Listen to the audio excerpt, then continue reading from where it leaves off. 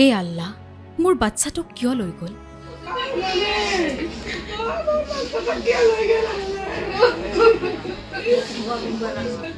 মোৰ মানুহজনক কিয় লৈ গ'ল?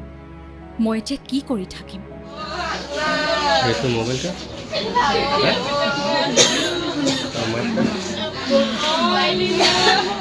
এয়া এগৰাকী দুৰ্ভগীয়া মাতৃৰ হিয়া ভগা কান্দোন, এগৰাকী পত্নীৰ কান্দোন।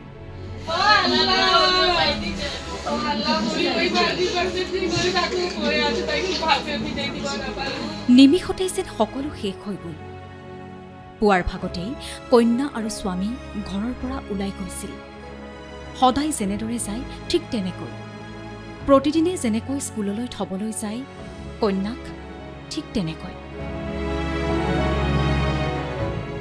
আজিও গৈছিল। আৰু গৈ থাকোঁতেই মাজ ৰাস্তাতেই মৃত্যুদূত হৈ আহিছিল এখন আল্ট্ৰাবাছ।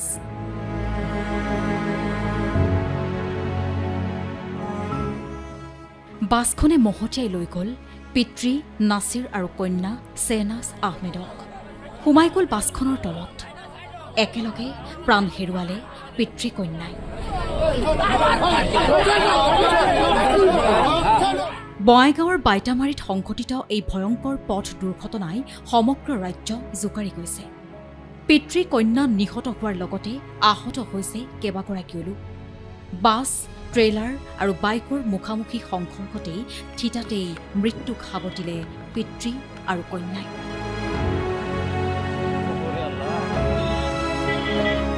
আৰু এই সমগ্ৰ ঘটনাৰ পাছতেই এক উত্তপ্ত পৰিস্থিতিৰ সৃষ্টি হয়। লগে লগে লাগে হাহাকাৰ, লগে লগে কন্দা কটা, চিঞৰ বাখৰ।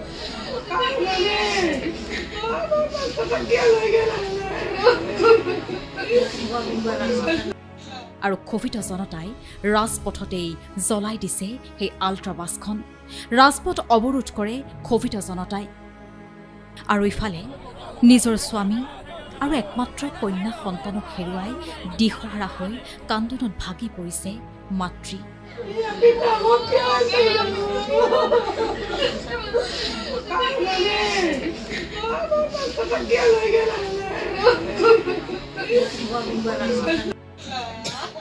ঘৰখনত 5জনীয়া পৰিয়ালৰ এক সুখৰ সংসাৰ আছিল। নাছিৰ উল্লাহ একমাত্ৰ উপাৰ্জনকাৰী আছিল। এতিয়া ঘৰখনত নাছিৰ উল্লাহৰ বৃদ্ধ অসুস্থ পিতৃ মাতৃ লগতে পত্নী থাকিল এই অথাই সাগৰত। কি কৰিব এতিয়া? ক'ত যাব? কাৰ বাবে জীয়াই থাকিব এতিয়া মাতৃয়ে? এতিয়া কেৱল কান্দিছে মাতৃগৰাকীয়ে। তালগুৰিৰ দুৰ্ঘটনাত প্ৰাণ হেৰুওৱা নাছিৰ আহমেদৰ বাসগৃহত বৰ্তমান উপস্থিত হৈছে বঙাইগাঁও জিলাৰ জিলা আয়ুক্ত নৱদ্বীপ পাঠক আৰু জিলা আৰক্ষী অধীক্ষক মোহন লাল। এতিয়া প্ৰশ্ন হয় যে এই যান বাহনৰ দৌৰাত্মৰ বাবে কিমান আৰু নিৰীহ নিৰ্দোষী লোকে প্ৰাণ হেৰুৱাব? কেতিয়া বন্ধ হ'ব এইবোৰ ঘটনা? অসমৰ প্ৰান্তে প্ৰান্তে এনে খবৰ হয়তো আপুনি প্ৰতিদিনে লাভ কৰে। কিন্তু যিখন ঘৰত এই ঘটনা সংঘটিত হৈছে তেওঁলোকেহে বুজিব যে পিতৃক হেৰুৱাৰ বেদনা, স্বামীক হেৰুৱাৰ বেদনা বা কন্যাক হেৰুৱাৰ বেদনা কি হয়।